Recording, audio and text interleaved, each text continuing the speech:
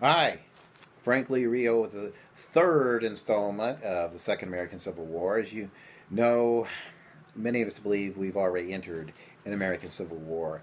It's currently a Cold War being fought with proxies, but it could go hot. I'm hoping that it does not go hot. One of the reasons why I'm doing this channel is because I want to keep things peaceful, and I want to do what I can to speak out against um, what I see as some disturbing trends, but also to prevent bloodshed, to prevent blood in the streets, some of which we've already seen.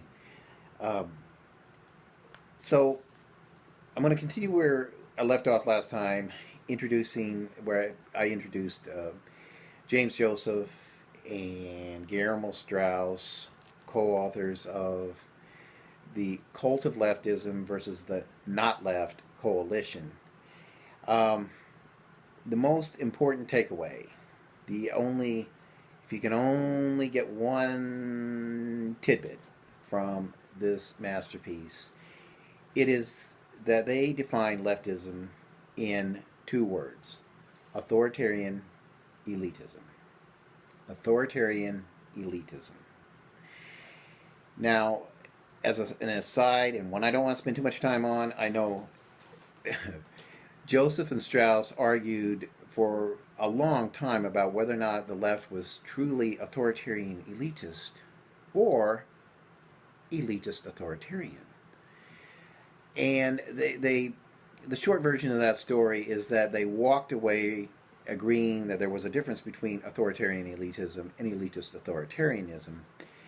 But for their purposes, they proceeded onward with authoritarian elitism, and that's how they define the left.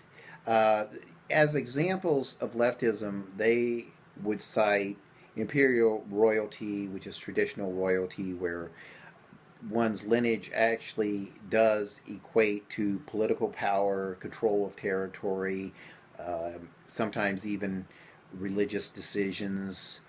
And extended families, just by virtue of their birth, have privilege and sometimes property and um, political power. Of the authoritarian elitism, now they do spend some time on the French Revolution, and I'm not going to even attempt to rehash some of that. Strauss's knowledge of histories was extensive. Joseph too, but not quite like Strauss's. They talk about American history and how there were efforts to impose leftism, that is, authoritarian elitism, from day one. Uh, Alexander Hamilton was both elitist and authoritarian, and it's hard to say which he was more of, authoritarian or elitist, because he was both. And a lot of his ideas lost out to some of the other ideas, some of those expressed by Thomas Jefferson and others, and that would become the American that we now know, or we would now. It's that too is now under attack. Um, they do address the Freemasons, and again, that's more than I can follow here. I don't want to go off on that side. To summarize as best as I can understand the Freemason movement in the early part of America, they're of the opinion that the Freemasons were more elitist than authoritarian.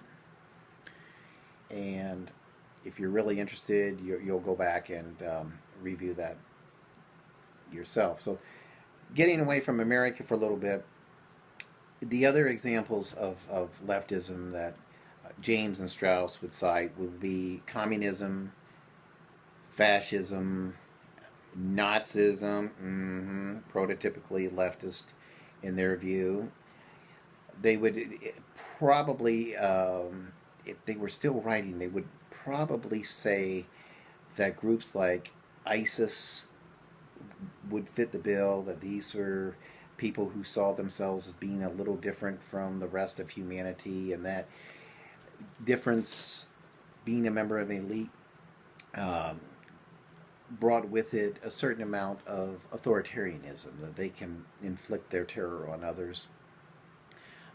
The er, Strauss and James would probably also, of course, cite Hugo Chavez and his cronies as being prototypically leftist.